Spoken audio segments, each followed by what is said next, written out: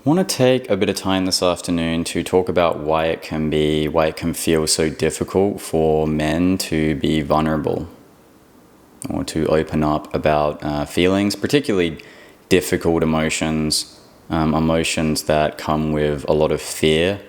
There's a lot of cultural programming that suggests that men who have any displays of fear are somehow weak, inadequate, and just not good enough, basically. I mean, when we really boil it down, there's an inferiority tone that gets layered over men who express and display fear on any level a lot of the time. But it can be other things as well. It can be shame, it can be guilt. It's really often strong displays of emotion in general. The cultural programming that we have, a lot of the time, it has this sense of just men should be this kind of stoic figure that is not bothered or perturbed by anything. And if that's your natural way of being, if you are not perturbed by anything and you are some unperturbable, you're some unperturbable force, then great, that's your natural way of being. But if you're a man and you're experiencing emotions like 99.9% of the rest of the human race, man or woman, that can be really repressive, and it can take a massive toll on your well-being and your mental health. And you probably know that already if you're watching this, or if your partner is like that and you're watching this to learn more about male psychology. It can be really damaging because when these emotions or these feelings that come up we try to push them away, we try to get rid of them. What ends up happening is we reject our experience, right? So by nature, we start to develop a mold. We start to develop this kind of cast of ourselves, this persona that resembles the things that we feel like it needs to, so we can survive. But deeper down, obviously, we're more nuanced and more complex than our ideal notion of ourselves. And to be honest, we've probably not even taken that much time to investigate why we hold these emotions at a distance, or why we feel like we can't express ourselves. And if we did, we'd see that this creates massive problems, both in our own state of well-being and mental health, like I mentioned, and also in our relationships with other people. There is really no fulfilling relationship if there's no intimacy.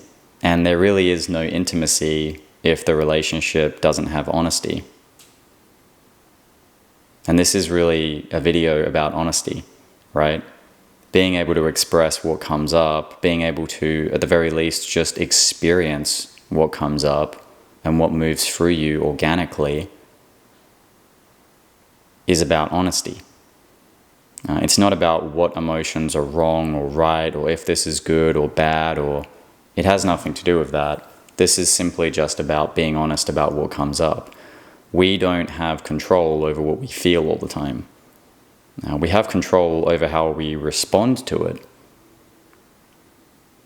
but we don't have control over what comes up. The assumption that we're in control of every experience that we have is pretty much what gets us into this mess to some degree. The cultural programming mixed with the sense of sort of megalomania, this needing to constantly control experience and control how things are. And this creates for very rigid personas. And when a lot of these emotions and these feelings or even thoughts a lot of the time come up and we don't want to handle them, so we just say, no, that's not me, and then we repress it, it gets relegated into our shadow. And as we know through any valid means of psychology, when that material is pushed into the shadow, it gets acted out and it presents itself through other means. It might come up through uncomfortable dreams. It might come up through things that just slip out of what we're saying, Freudian slips. It might come out in the form of health problems. It might come out in the form of emotional problems, which is often what's happening, right? It comes out in the forms of like emotional stuff, and we don't know why we're having this stuff come up. And it gets compounded by the cultural programming because it gets to the point where it can't be ignored anymore. And the persona that we've built and the programming that we have still tries to reject it. And it creates this enormous tension and resistance in the state of being. And it becomes like impossible to exist like this. It becomes impossible for the people around us to exist around us like this, because that level of resistance and that level of inauthenticity is dangerous, right? All of the worst atrocities that are committed by people, and that's not to say that you're going to go do this, but it's still worth noting that all the most atrocious things that humans do come from repressed material and a lack of holism. There's a sense of division and a constant sense of them and us, me and them. And this sense of division projects everything that it can't accept into itself out onto the other, considers it an enemy, and tries to destroy it. And this can happen at an internal level, or it can happen if it's really deeply repressed and it's all in the form of projection. It happens on the external level, right? So that's a basic rundown of why that happens. It's cultural programming combined with the assumption that we're meant to control everything in experience, and that if we can't control something in our experience, we're somehow weak or faulty or wrong. And then you get more nuanced little cherries on top of this cake. They're sort of mutations of the prior two things. So, for example, there's the competition aspect. There's the sense that I won't be able to attract a worthwhile mate if I'm not actually strong and I'm not this image of what men are supposed to be, because, like I said, that cultural programming instills images into our psyche that are very oriented towards our base survival needs. So a lot of that time you'll see some cologne ad or something, and there's the guy, and he's like this, and he has like the hot girl because he smells good and he's like high status. And when I say it like that and I make like a sort of comedic caricature of it, it seems like really, it's kind of a joke, right? It seems funny. But when you have that branded into your awareness again and again and again, since you were a kid, those things subliminally start to become reality. It's part of our television culture. It's part of our music culture. It's part of celebrity culture. It's often very heavily instilled in our family dynamics. You can see this a lot of the time. The man who comes home and he earns the money, but then, when his family need it, this isn't every father, obviously, but it's a pretty common trope, right? The sense of the man who comes home and he's earned the money, and now because of that, he doesn't have to attend to his partner's emotions at all. He doesn't have to connect. He doesn't have to open up. He doesn't have to help raising children. He just sits with his whiskey and, tunes, sort of drifts off into television land and actively goes into autopilot and unconsciousness. And then any further thoughts about that or dissatisfaction from other people is immediately short-circuited by the fact that very choppy logic of like, oh, well, I make money, so it doesn't matter. And if you have anything to say about it, I'll just get angry. So I can basically keep everything at a distance. I don't have to feel what I feel. And then if the external circumstances, as they inevitably will, remind me of what I'm feeling, I push it away. Then I'm numbing myself with substances and television. I'm numbing other people with threats of anger and violence and projection. So basically I can live in a permanent state of unconsciousness. It's like the Matrix, right? You can just sleep in that pod, never waking up and just going through more and more dream-like experiences and never actually really being lucid. And, Carl Jung talked about enantiodromas. It's when there's repressed material for so long, eventually it breaks through the conscious control barrier and it can lead to a mental breakdown, a midlife crisis. Sorry, I'm really hot. It's burning hot in here. That's why I keep rubbing my head and getting these big old sweat beads. it breaks through the conscious control, and it can cause a midlife crisis. It can be sort of like, some weird breakdown where like the man goes back to being 15 again, something like that Zac Efron movie, what's it called, 17 again or whatever. Because that material is going to be expressed. All material that comes up through the psyche, everything in reality, everything in existence wants to be what it is. And going back to that core assumption that everything needs to be controlled, we have this complex where we try to play God, and we take certain thoughts and experiences and feelings and situations, and we feel that we somehow have the power to just decide which ones are this is good, so I can experience that thought or feeling or situation. That one's not, so I can push that away. And there's this real sense of like playing God in a way. Everything in reality, though, ultimately wants to exist, and it wants to be acknowledged. So if you try to push things out of consciousness, they just keep reoccurring like that. And there are other subtle cherries like that, like media influence and whatnot. There are lots of other things that go into men feeling like they have to be a certain way.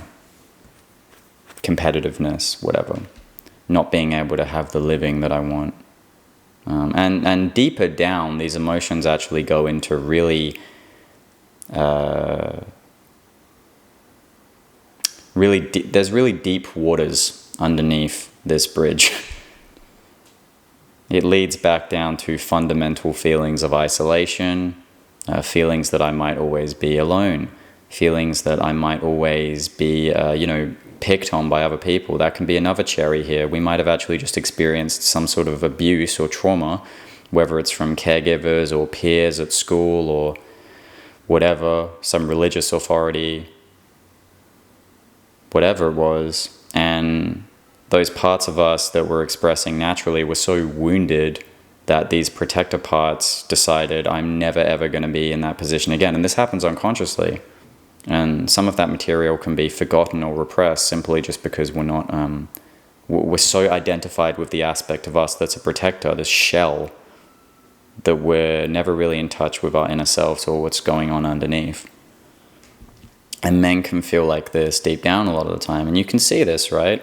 Why would there be so much need to protect and defend status and to constantly instantiate how tough we are or how good we are or how smart we are, whatever? It can come in different forms, by the way. It's not always the macho thing. It can come in forms of bolstering intelligence or how much money or what kind of women I can get. Like it comes in lots of different forms, right? Different flavors of this ice cream. But really, like, if there's such a strong, constant need to instantiate status and value and strength, then doesn't the constant need to instantiate something sort of indicate that there's not a real confidence in it to begin with? I mean, if I said to you, you're not capable of getting up and getting a glass of water, it would sound ridiculous to you. And you could easily just, you don't feel the need to prove it to me. You can just get up and get a glass of water. It's like there's no doubt in it. There's no underlying fear that you can get up and get a glass of water or that you can go take 10 steps across the room. There's no need to prove it. And me saying it seems absurd. There's no defensiveness there, probably. But if it's something like saying you won't be able to get the kind of partner that you want, you won't be able to have a successful job, you won't be able to be happy, or you won't be able to protect yourself or your family or whatever, it brings up much deeper programming, and that programming feels the need to defend itself. So there is often a need to instantiate myself, make sure that, like, it's proving to other people, yeah, I've got the status, yeah, I've got this, yeah, I've got that, yeah, I've got a Rolex, that means this, yeah, I can drive this car, yeah, I can get this girl and that girl, yeah, just to let you know that I can do it. But if you're always letting people know that you can, maybe deep down there's something to that. Maybe there's actually a sense of not really feeling like it's deserved, or maybe a sense of not really feeling like other people necessarily believe that you're at that level. And then underneath that, there's the sense of feeling like you need that validation from other people. And underneath that, there's the sense of feeling like, oh crap, actually I'm dependent on validation. And that's the exact kind of mentality that I fight against. So maybe I'm not fighting against another so much as I'm fighting against myself. And this creates a certain kind of blending with those unconscious features. We start to identify these things in ourselves. And it brings us to a point where, to be honest, like, we're just forced to open up. There's nowhere to hide anymore. Relationships keep breaking down. We keep falling into these substance habits. We keep falling into health problems. We're stricken by nightmares, whatever it is. This material keeps coming up until it's acknowledged, and that acknowledgement with that material is really fucking difficult. And that's what we're afraid of a lot of the time, right? We're afraid of acknowledging these things that are painful and make us feel helpless and weak. But when we really give ourselves to that weakness and that helplessness, that's when true strength starts to shine through. And that's when a more genuine sense of confidence and authenticity starts to shine through, in my experience at least. Because it's not coming from feeling like you need to prove yourself, it's coming from knowing who you are.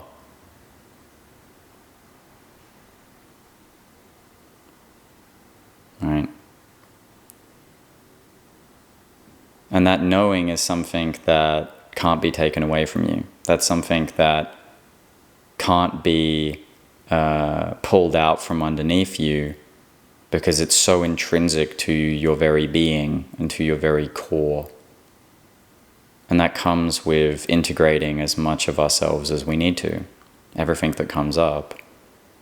And this opens up the heart a lot more. And it's surprising, because when the heart opens up a lot more and we're not just caught within the rigid confines of the thinking mind and just these cultural, unoriginal programming as well. This programming, like this idea, like I think a common colloquialism of this is the idea of there being like a Chad. And the whole program there can be broke down really easy, that there's like a few people who call themselves like 1% men or whatever the thing is now.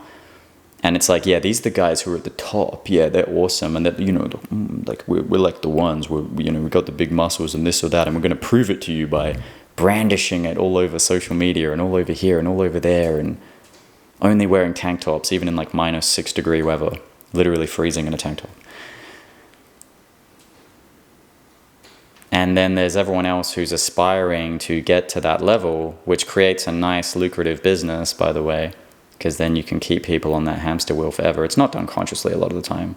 A lot of these guys are actually in the same position. They're just in their version of it. And it's an endless fractal of competing to who can be the top alpha, who can instantiate themselves the most, who has the biggest dick. And you can see how it takes place within like that planning, conceptual framing mind and like the gut level. But it never really seems to permeate through the heart or through the instincts, because when the actual instincts are permeating through the honest instinct of this in the present moment, and the honest love for this present moment, and the love that comes from acknowledging all aspects of yourself and other people as much as you can, even when it's fucking really hard, that creates a different kind of sensation and a different kind of texture of a man.